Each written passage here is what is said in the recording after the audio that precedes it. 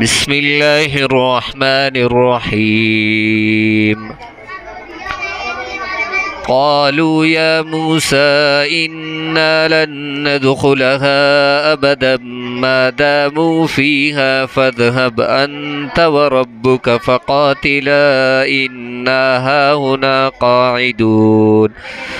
قال رب إني لا أملك إلا نفسي وأخي فافرق بيننا وبين القوم الفاسقين.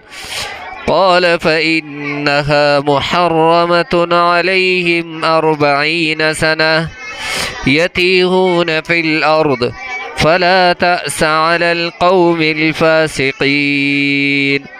واتل عليهم نبأ ابني آدم بالحق إذ قربا قربانا فتقبل من أحدهما ولم يتقبل من الآخر قال لأقتلنك. قال إنما يتقبل الله من المتقين.